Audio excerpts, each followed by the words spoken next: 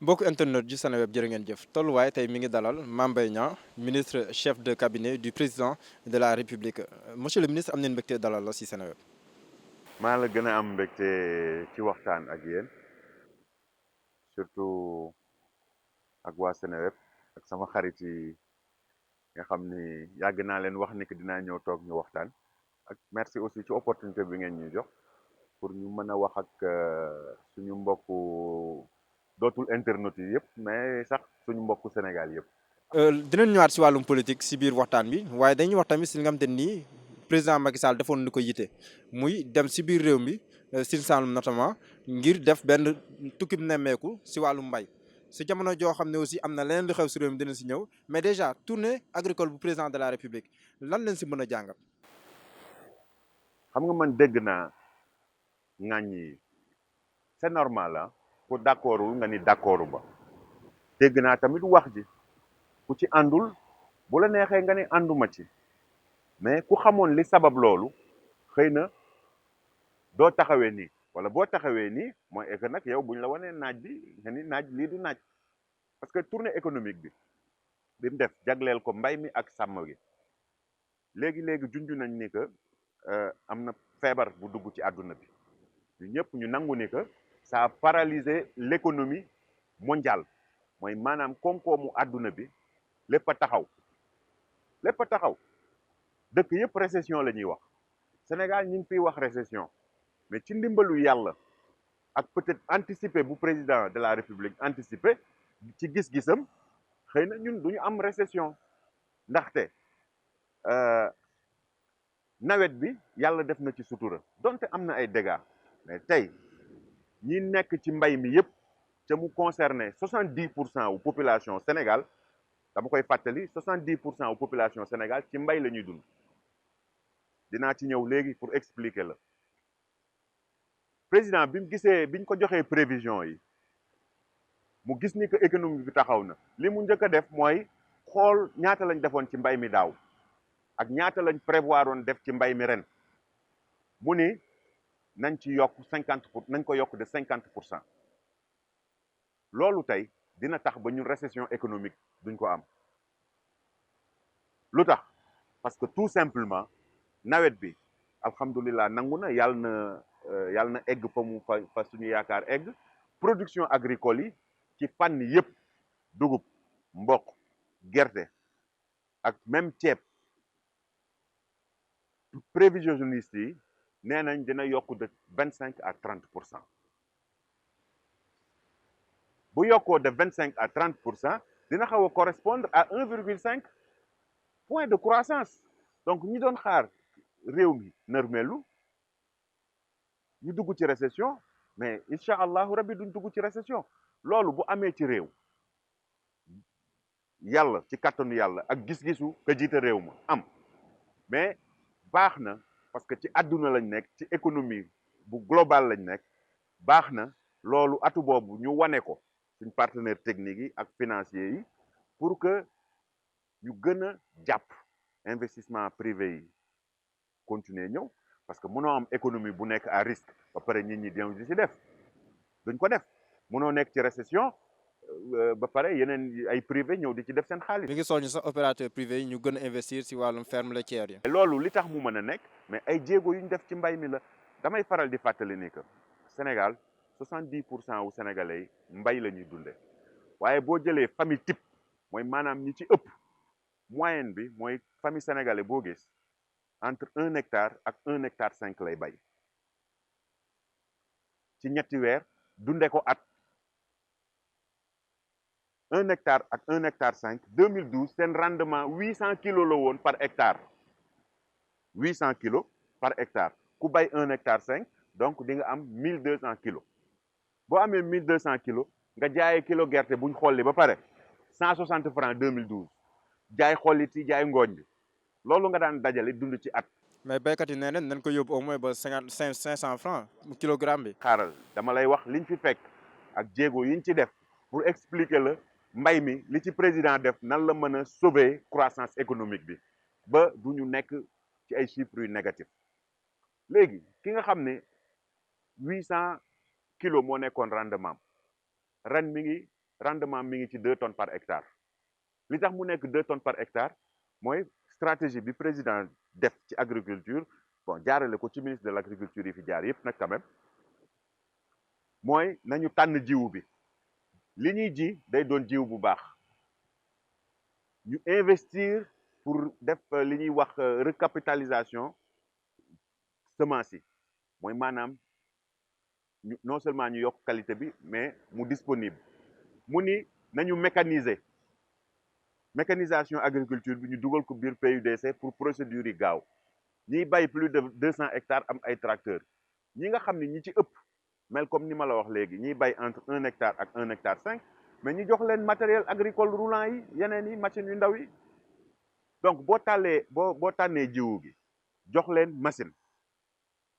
fexe engrais bi teel a ñëw ba pare doon engrais bu baax mais loolu mooy justifier tey ñu ni la croissance économique bi dina impacter ki daan jaayee 200 daaw gerte gi 400 francs la doon jar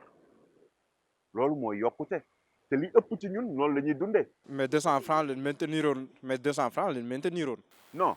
c'est-à-dire mais loolu la ñuy ñaan yàlla c'est-à-dire. mais béykat yi bëgg nañ mu gën a yokku ñu dem ba 500 francs par exemple. gën a bëgg mu gën a yokku parce que bul fàtte ni prix yooyu mais ci àdduna bi lañ koy jaayee du ñu ñoo koy fixé mais ren mën nañ am njortu ni que njortu gu rafet ni que ren incha allah campagne agricole bi mën na baax parce que ñun dafa fekk nit ñi dellu ci seen i dëkk toog ndax feebar bi ñëwuñu liggéey si nawet bi am ci kattanu yàlla ak gis-gisu. mais kilogramme d'arachide bi tamit mënuñu envisager ñu yokk ko li muy jar. du nee naa la dafa am ay facteurs yuy dajaloo pour fixer prix bi du président moo koy fixer dañuy xool bu ay borom ñi nga xam ni ñoo participer ci campagne bi ñoo ci def seen xaalis ñooy dajaloo daan ni ren kilo lii la daaw fixé nañ ko 200 francs mais ñu dem ba ci digg bi gis nga ni am na ay chinois yu ñëw di jënd kilo bi 400 donc loolu yokkute la donc loolu le président doon dem wër xool et loolu ndax am na solo wala amul solo mais ça concerne les 16 millions de Sénégalais ça concerne l'économie nationale ça concerne aussi la relance parce que tamit yaakaar mooy dundal nit bu mbay mi baaxee nawet bi baax nguur gi def la mu waroon a def mais li ci des kay mooy fexe que récolte yi am jàmm campagne bi am jàmm xëy na ni mu waroon a méttee ci àdduna bi ñun yàlla dina ci wàcce tan. monsieur le ministre yaa ngi koy wax mais bu nekkee d'une manière globale politique si wàllum agriculture yaa ngi koy wax am na ay njaboot yoo xam ne dañuy dundee wàllum mbay ndax nag rythme bii mbir yi di demee dama jël misaal si li xew Ndingler ñoo xam ne dañ doon bay seen suuf nu jël lu am solo seen suuf am kun ko jagleel ndax lu mel noonu bu nga koy nemmeek si réew mi président Macky Sall na fi du dem ba vision bi nga xam te ni dëkk li nga ko léegi en matière d'agriculture mu dem ba sape ko carrément ba sax rendement yi ñu war am duñ ko am ndaxte béykat yi duñ sax am suuf bu nu bàyyee. non man ci li ma xam j'ai pas suivi l'histoire de Ndingler proprement dit parce que dama jàppoon ni que politique daf ci bari et dama jàppoon ni que responsabilité biñ ci bëggoon na jox état bi amu ko parce que ki joxe suuf si foofu ki koy njëkk a joxe ñii njëkk a joxe suuf si dañ leen a fal ci askan boobu ñoo leen fal am déet ñi njëkk a def délibération ci gox mënul am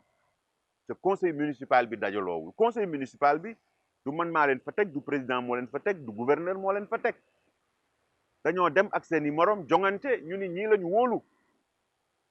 donc man damay jàpp ni que responsabilité biñ ci bëgg a jox ni bon léegi tu vas me dire ni que l'État est central war nañ vérifier am na ay mesures correctives yu ñu jël pour que loolu lu mel noonu xëy na bañ a amate waaw non mais nee naa la suufu baykat yi kenn amul droit dem di ko foqati même projet yi nga xam ni nguur gi moo koy tëral buñ jëlee ci suuf am na impense dañ lay fay lu ñu méngoo wala ñu yóbbu la feneen foo war a bayee loolu mooy yoon keneen ku def leneen lu dul loolu defoo lu dul yoon mais tamit du ñu jël sujet boo xam ni doo fekk lu faatu moom wala lu faatu yeyoo nga bëgg ko jiiñ Nafi daal ni Nafi moo ko def loolu tamit xel nanguwu ko. ci période bi muy dem tournée agricole bi daf fekkoon aussi waame bu métti am Kër Massar am ay gox yu bari tamit si biir réew mi daanaka ni mu demee sax Kër Massar wute na lool ak ni mu demee si biir réew mi te askanu Kër Massar bëggoon nañu gis le président de la République dis ko seeni soxla dis ko seeni tawat waaye loolu noonu jot nu koon sax am si président de la république mu dem foofu wax fa départementalisation Kër Massar ndax loolu mën na ko considérer comme benn raté bu président Macky Sall def. non déjà yow li nga bëgg a wax rek nga wax demu fa rek wax ni que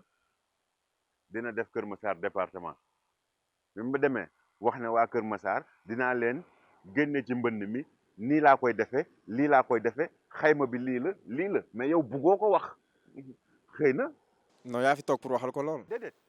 mais booy fàttali boo nee ma dem na Kër Massar département rek la leen wax. non néew ma département rek la leen wax dama ne mais wax na fa départementalisation wax na ko fa waaw. wax na fa tamit nan lay. 30 milliards peut-être si jaarale ko si projet. wax na nan lay def ba génn leen ci mbënn mi il faut que nañu bàyyi di wax ak émotion teel rek ñu topp ci wéy di wax mbënn mi baax na ñuy fàttali nit ñi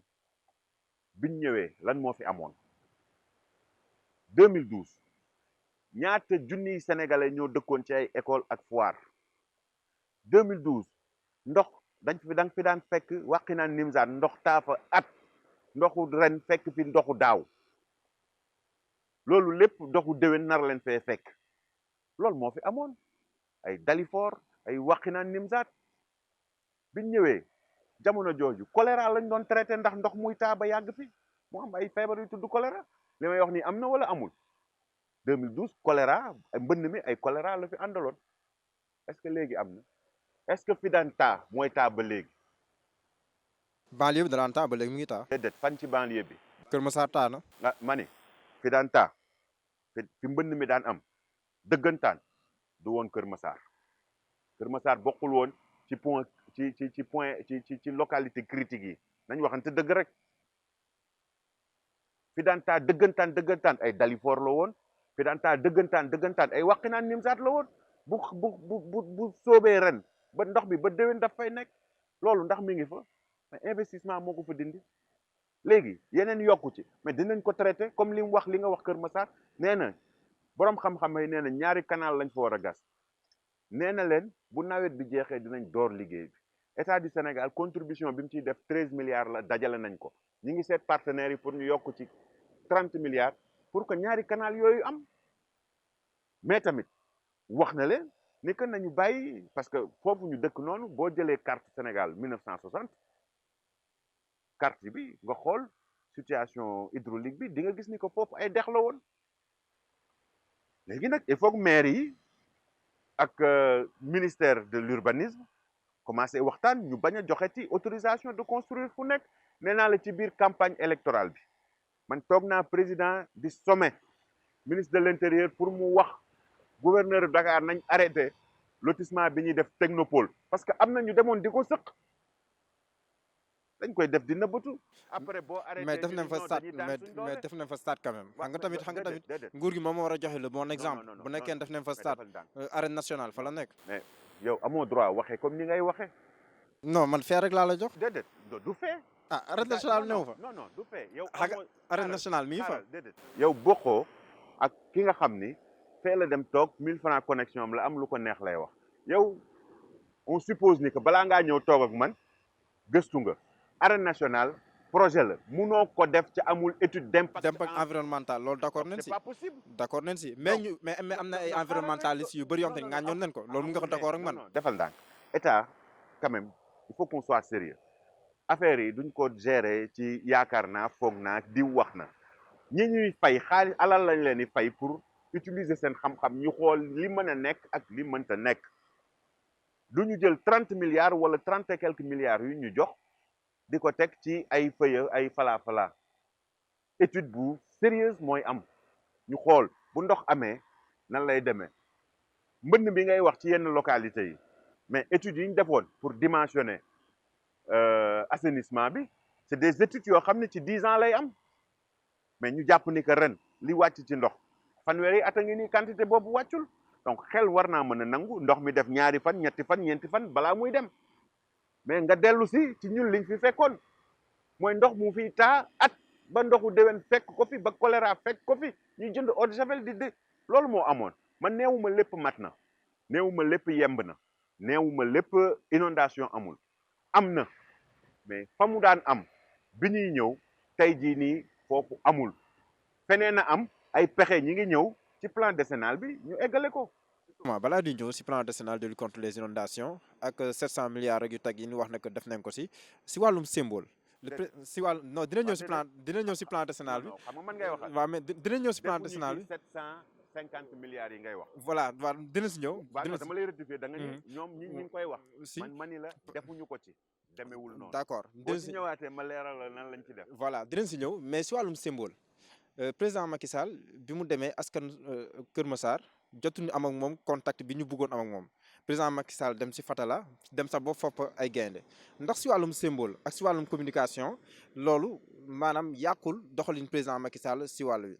non xam nga man d'accorduma ak yéen ci seen argument boobu dafa yomb boo waxee rek ñu ne ci wàllu communication gi loolu yéen communicants yéen a koy def pour jox seen bopp valeur ajoutée. fii lañ fi toppoon mbas mi dafa am problème communication mbas mi ba démb ñi ngi wax dafa am problème communication mais malgré problème communication yooyu ñuy wax yépp alhamdulilah ñi ngi ciy génn du ñu ñoo ko wax ñeneen a ko wax bu fekkoon ñu ñoo ko wax ñu ni par loola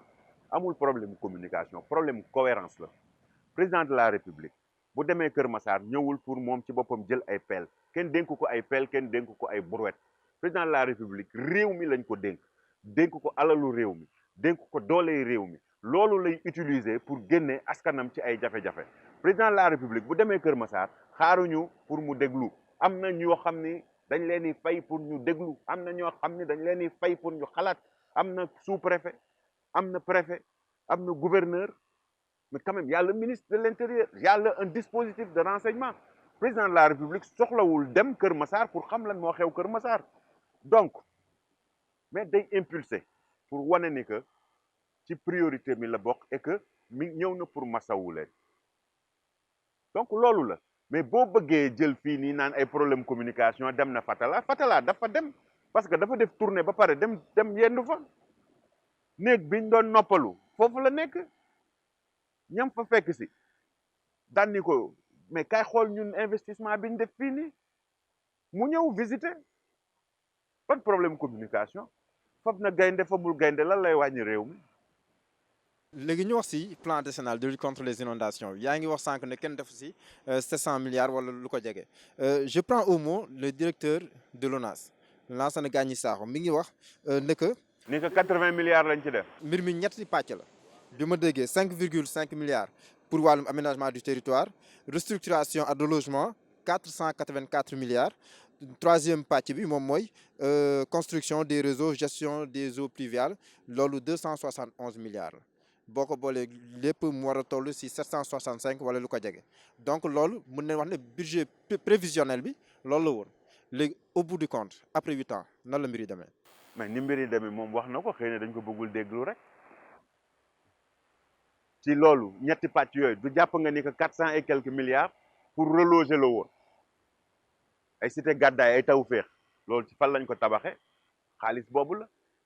li tax ren Dalifort amul mbënn Wakhinane Nimzatt ak yeneen gox amuñu mbënn mais xaalis boobu lañ commencé def est-ce que projet ci 10 ans c'est que ku mës a gérer projet di nga mën a comprendre li may wax at yu njëkk yi li ngay absorber du bari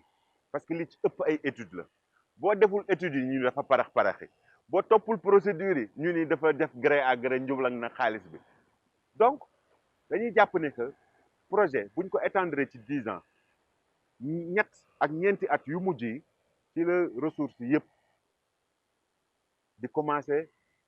ñu koy dépenser ci exécution bi ci la exécution bi di absorber ressources yi boobu parce que y a des études am recherche financement parce que boo nee 756 milliards rek du 756 milliards yuñ teg foofu noonu trésor public chaque at ñu yëkkati non c'est de l'argent qu'on va rechercher impôts yi la ñuy collecter appui budgétaire yi partenaires techniques yi benn part dañuy lebal noonu lay demee mais fii da nga naan salaamaaleykum rek ñu ne woy 29 milliards yi dem. xam nga wax ji peut-être bu nekkoon kenn ku nekk si biti moom moo ko waxee nen ni mais bu nekkee ne ki nekkoon premier ministre le premier ministre du président Macky Sall Abdoul Mbaye moom moo jénn wax si wax na sax ne moom bu ñu fi jógee daanaka su leen bàyyee def wi mu waamee priorité Sénégal donc loolu mën neen wax ne que mën neen njort scandale. non xam nga nag man bëggoon naa def émission ba pare te du ma tudd turu kenn mais xam nga ni gémmiñ guy naaj du wax jàmm yow nee nga premier ministre bi woon la woon ni na bi muy dem projet bi sax commencé gul waaw mais wax dëgg yàlla kooku bu ci dee wax xëy na du wax man ni ma koy gisee moom ni mu ko bëggee lay wax ni mu bëggee mu demee loolu lay wax mais man ni mu demee laa lay wax man ak kooku mënuñoo bokk gis-gis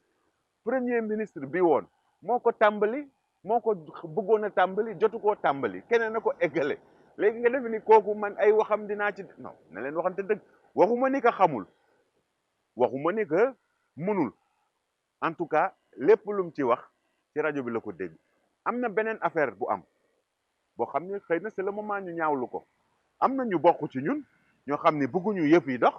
yenn saa dañuy génne demi information li ma lay wax nii lu ma xam la ki njëkk a wax ni que déglu rek man ragaluma li may wax ki njëkk a wax ni que 756 milliards yi mobiliser nañ ko mais boo topp mais ñu nekk suñu biir ñoo koy wax pour yàq ñi nekk di liggéey wala ñi bëgg a liggéey wala pour yàq li ñu bokk ñun. dafa am ñu nekk seen biir yéen ñuy joxe information yi contre le président Macky Sall. journaliste nga yaa ma gën a xam ni que information yu ci bari yooy traité ñu bokk ci ñun ñooy génn di la ko wax te duñ la wax lépp bu fekkoon ni que dañ lay wax lépp à la rigueur mais dañuy jël parti dagg yeneen yi pour wane ni que lii jubadi la loolu la ñuy génnee. ñooñu ñëw identifié nga leen. ku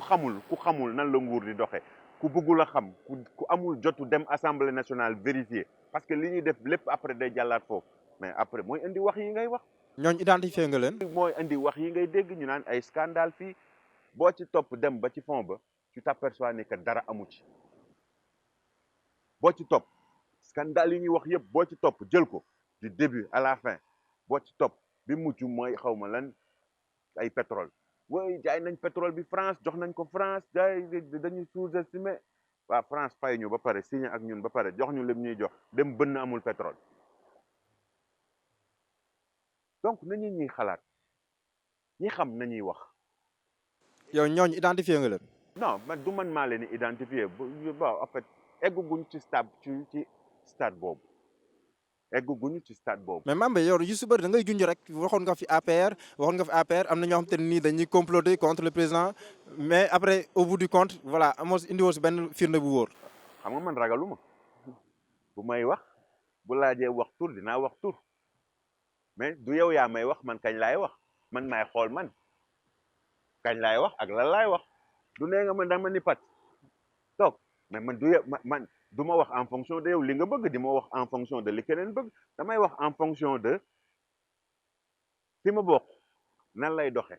ak nan la war a doxe ak fan lañ jëm bu ko wax ko jotee rek xam nga ni awma ci xiiri ñaar mais damay fàttali parce que sénégalais yi laay waxal bari na wax yu ñuy junj bari na wax yu ñuy déformé man mii jiiñ nañ ma fi nii dugal naa 29 milliards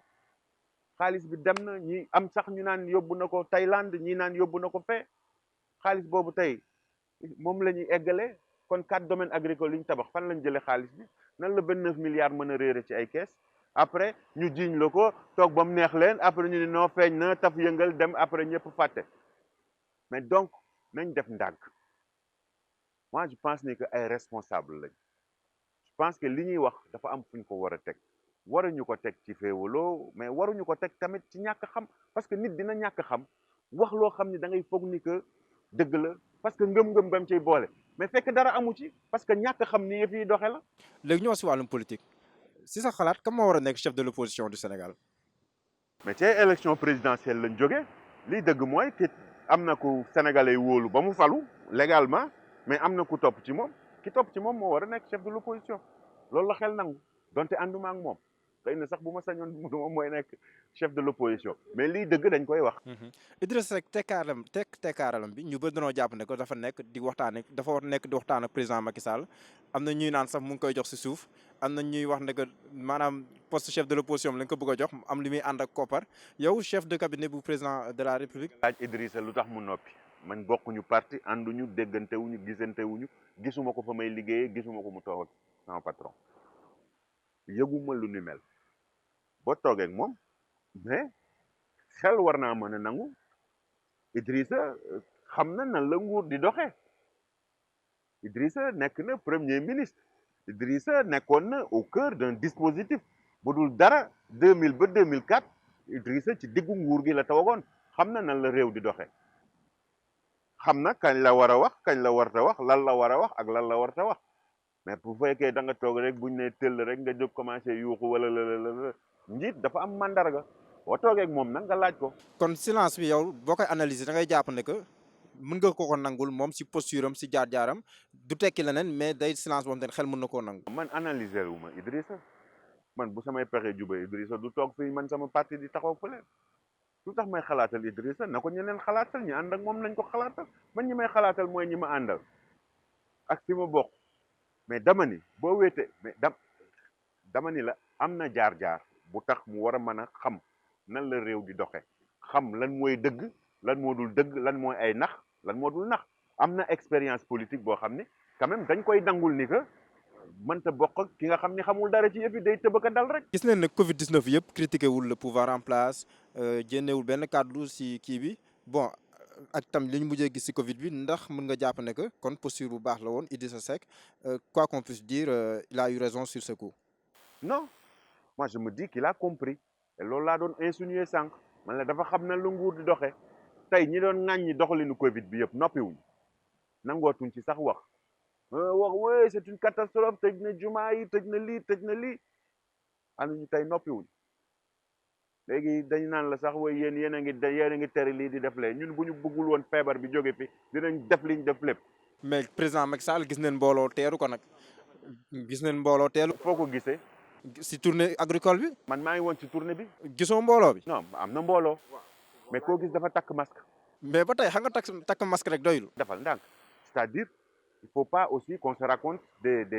bu ñu naxante économie bi il faut mu dox parce que bu doxul du feebar moo ñuy rey mais xiif moo ñuy rey. waaw mais na respecté gestes barrières yi. geste barrière bi ci jiitu man bi ci gën a efficace mooy takk masque. waaw mais rassemblement yi tamit fu mu toll nii. non président de la république mënul déplacé wu ci réew te du ànd ak ministre yi mu concerné la muy gëstu président mënul dem ci région te du fa fekk gouverneur du fa fekk préfet du fa fekk sous préfet du fa fekk inspecteur wala chef. mais man li may wax mooy mbooloo bi ko teeru doon ànd ak escorte bi laa doon wax.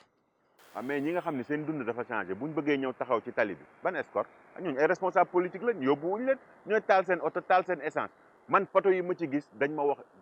j'ai eu la ferme conviction ne que y a eu des montages pour essayer de tourner en dérision li ñuy def di je pense que c'est pas sérieux. non Fatick responsable politique yi par exemple jug neen mobiliser ay nit pour ñu teeru président Macky Sall. bu ñuy jàppee ni que dafa am njukkeel buñ koy dellool ñii jàpp ni que ñoom seen affaire baax na ci parce que seen nawetu ren amuñu problème mu jiw amuñu problème mu semence amuñu problème mu machine ñu ñëw taxaw ci booru tali bi man Mame Mbaye Niang wala président de la république wala force de l'ordre yi lan lañ ci mën liñ doon exiger mooy takkal sa masque mais gisoo ci kenn benn responsable bu nekk ci ñun bu dem di du bokk ci ay lëmbaxloo ak ay affaires yooyu amul. yaa ngi koy junj sànq ñaari at yu ñu jëm day métti lool ndax ñaari at yu métti mën na tax par exemple ba plan Sénégal émergent mbébét yi nga xam te ni amoon nañ ko si au départ président Macky Sall amoon ko notamment mu bañ ko war a mën a motal ba mu sax mu yóbbee ko mu bëgg a yokkaat ngir mbébétam Sénégal mun koo wéyal. non bu fekkee ay plan la yu ñuy yokkaat ak yu ñuy defaraat ñun bi ñuy defaraat pare nañ ko PAP 2 la tudd réajuster et accélérer contracter pare na c'est un document qui existe boo bëggee xam ñetti at yi fan la réew mi jëm plan boobu mi ngi la koy wax plan boobu nee na mënuma la ko détailler lépp mais li ëpp solo ci lim nar a def mooy ci wàllum mbay ci wàllum sàmm lay jublu ci wàllum njàng ak liggéey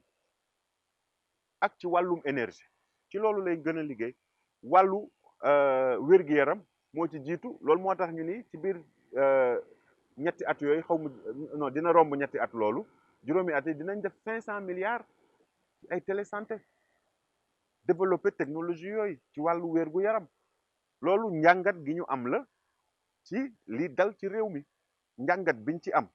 dañu xam ni que fii manqué na fee manqué na Ourossogui war na am hôpital fee war nañ fa def ay respirateur loolu programme la bu ñuy eggale mais loolu njàngatu lu ñu dal la du loo xam ni dañ ko planifié woon donc ci loolu ci ndax troisième mandat. non nee naa la pap plan wu ñetti at lañ teg ñetti at yooyu fii ak ñetti at ban année la ñu nekk. fi mu toll nii ñu ngi 2023. 2023 fii ak ñetti at 2023 lañ nekk xam nga egguñ 2024 léegi fi ñu toll nii dañuy jublu ci ñetti at yi plan bi ñu def ñu jéem ko réussir loolu moo ëpp njariñ pour ñun parce que ñun dañoo joxe woon suñu kàddu président de la république dafa joxe woon kàddoom donte ay ndog-ndog am na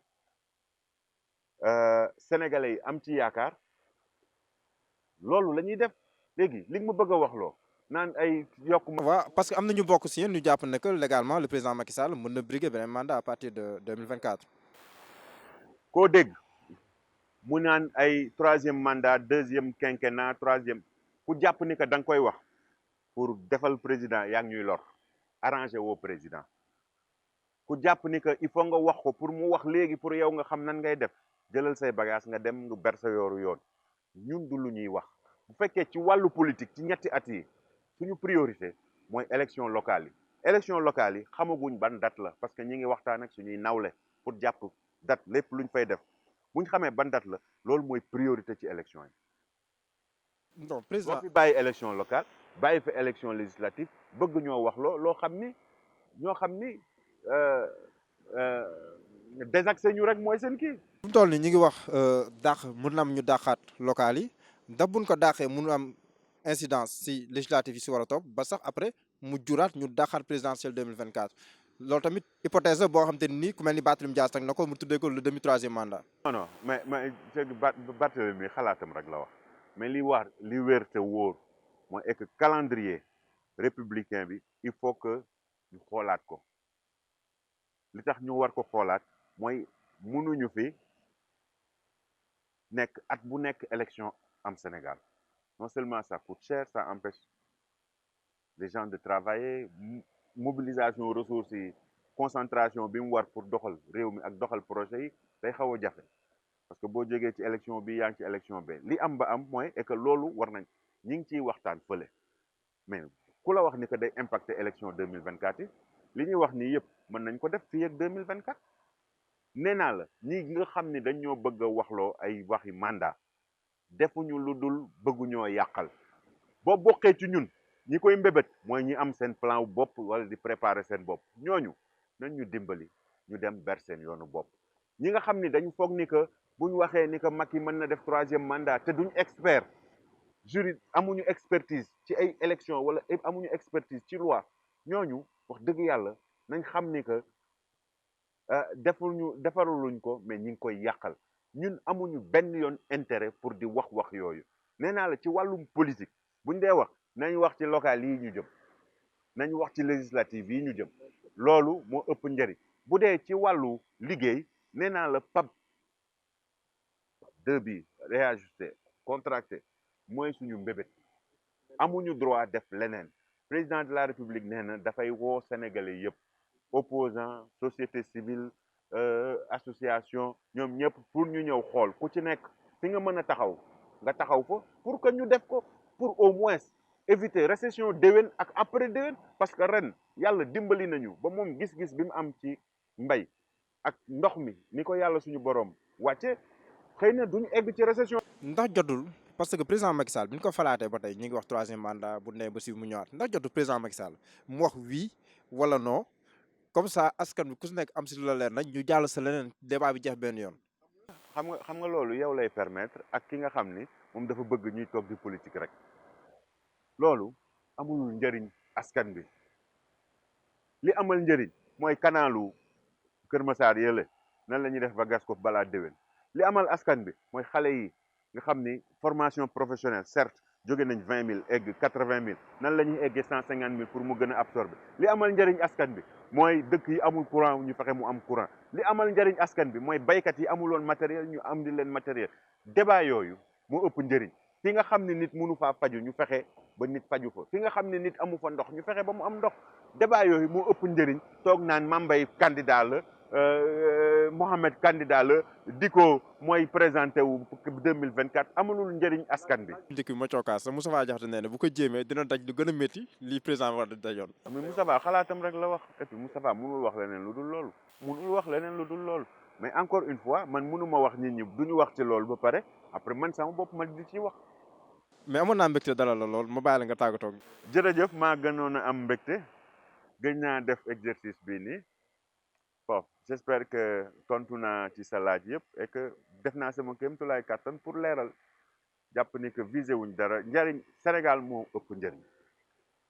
Sénégal nekk ci jàmm mooy suñu jàmm am na dëkk yu ñu jege lool Mali li fa am ci maanaam suñu buntu kër la am na taxawaay bu ñun bu ñu war a am na nekkin bu ñu war a nekk pour que xëy na ñu jàppale leen ñoom ñu génn ci loolu mais que ñun tamit li ñuy wax problème sécurité yi bañ a egsi fii nii loolu daal laa doon woo wax ni que na réew mi yëpp dajaloo ñu ànd ak ki fi yàlla teg muy jiite réew mi tey te fii ak